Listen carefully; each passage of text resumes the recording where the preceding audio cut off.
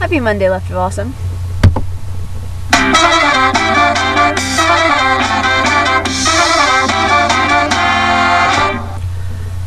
Okay, so what I'm going to talk about today is an article from the New York Times called The High Price of Being a Gay Couple.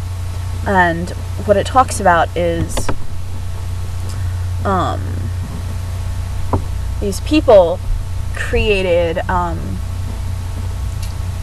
this hypothetical homosexual couple. It's an unmarried, college-educated gay couple raising 2 children under the age of 18.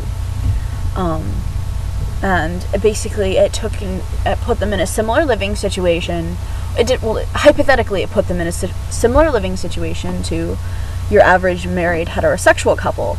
And they took the income taxes and the income and healthcare rates on the private market of the 3 states with the highest estimated gay population, which is California, Florida, and New York, and created this couple.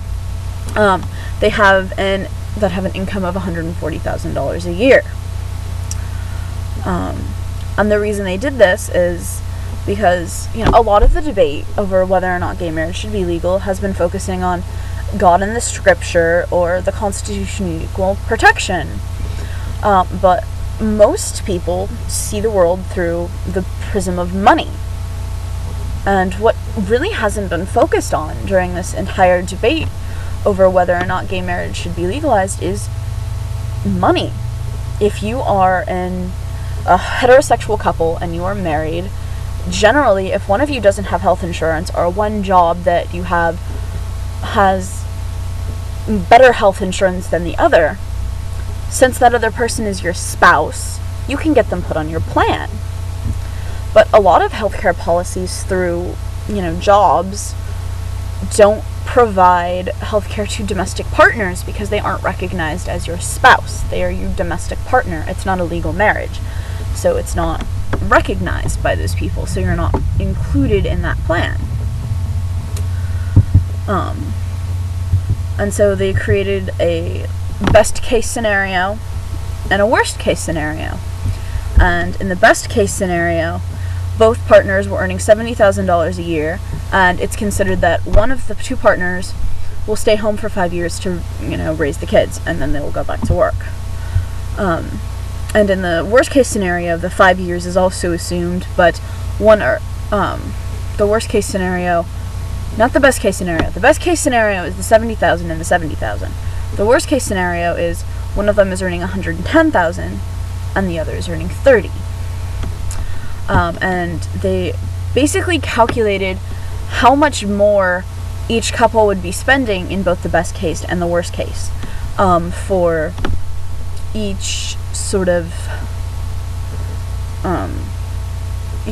living cost. And the examples they have healthcare, Social Security, estate taxes, having a child, pension income, spousal IRA, tax preparation, financial planning, and income taxes. And for health insurance, in the best case scenario, the average homosexual couple is going to be paying $28,595 more. In your worst case scenario, your average gay couple will be paying $211,993 more. With Social Security, your worst case, you're paying $88,511 more, and in your best case, you're paying $255 more. With estate taxes, in the best case, you're not paying any more, but in the worst case, you're paying $43,378 more. Having a child, which has to be in there because gay couples have to adopt. They can't biologically have children, or if they have children biologically, it has to be done through artificial insemination. And you have to either, if it's a lesbian couple, they have to purchase sperm and extract some of their own eggs and whatnot. And if it's a male couple, they have to either hire a surrogate or acquire eggs and do the whole petri dish fandango. Pension income, best case is again 0 more, but the worst case is $32,253. spousal IRA, the worst case is $48,654, and the best case scenario, where the couple that's in really good financial standing, and this is the only analysis where this happens, is $112,192 more. Tax preparation, best and worst case scenario, you're paying $12,300 more. Financial planning, best case, $0 more. And in the worst case, $5,500 more. And with income taxes, is the only, literally like the only one where the same-sex couple can end up paying less than a heterosexual couple. But even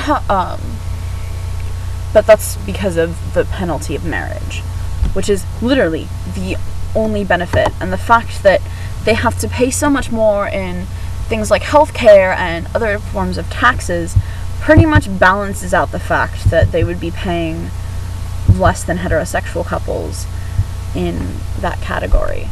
And I just think, looking at the numbers, you cannot say, if you are anything resembling a not horrible person, that just because people love someone of the same gender, they deserve to have to pay more because they can't get married. That's a government issue. That's not a moral thing. Morality has nothing to do with this. This is being fair on a legal level to people. At the very least, even if you don't want to call it marriage, on a federal level, domestic partnership should be recognized as the same thing as marriage. You should get the same rights and the same benefits. It's that easy, guys. It's not the end of the world. Everybody have a fabulous week. Don't forget to be awesome.